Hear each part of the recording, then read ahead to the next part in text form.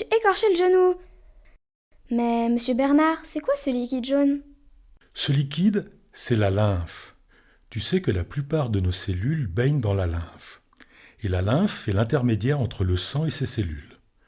Le sang et la lymphe constituent un tout, car en permanence, de la lymphe rentre dans les vaisseaux sanguins et en sort. J'ai donné un nom à cet ensemble lymphe plus sang. Je l'ai appelé le milieu intérieur. Alors, j'ai ce liquide jaune partout à l'intérieur de moi? Est-ce que tout le monde a le même milieu intérieur? Tout à fait, tu as raison. Le sang et la lymphe sont très stables grâce à l'homéostasie. Je ne comprends pas. C'est quoi l'homéostasie? Ton milieu intérieur doit toujours être constant. Par exemple, si tu as chaud ou si tu as froid, ton corps, lui, gardera toujours une température stable. C'est pareil pour les manchots. Ils maintiennent leur température corporelle à 39 degrés.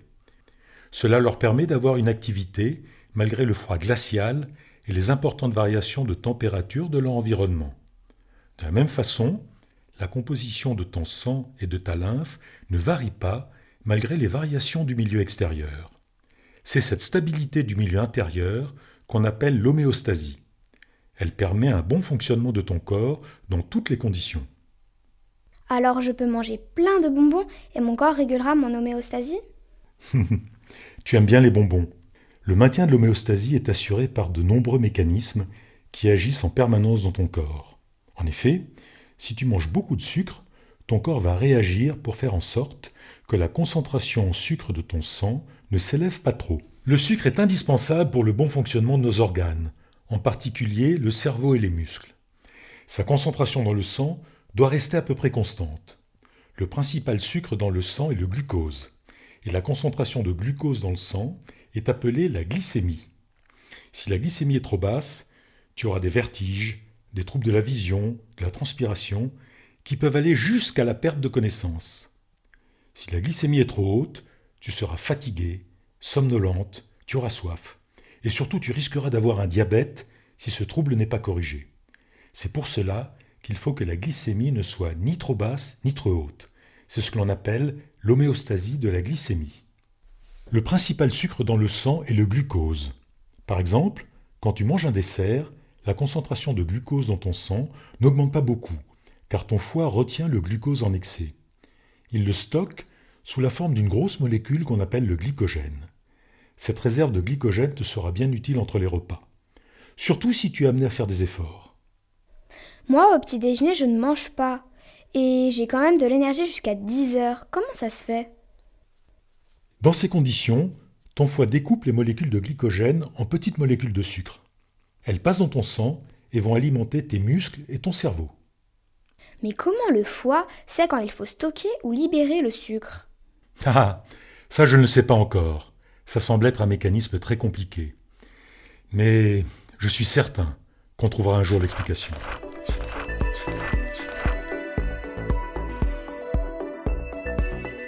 Dis, monsieur Banting, pourquoi tu viens de recevoir le prix Nobel de médecine?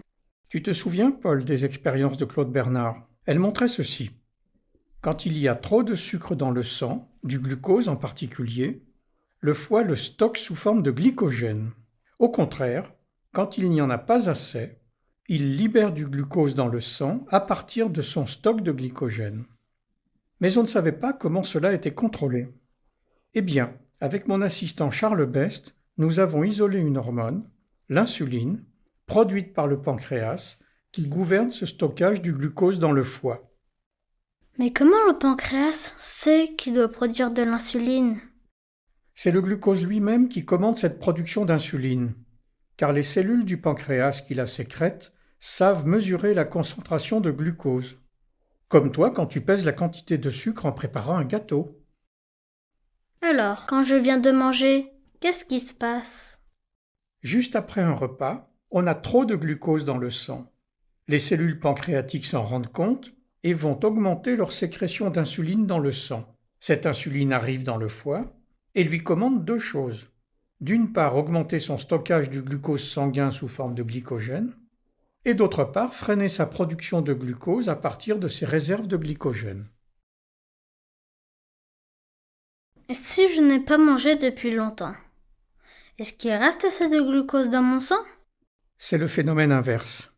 Au fur et à mesure que tu digères, de moins en moins de glucose sort de l'intestin.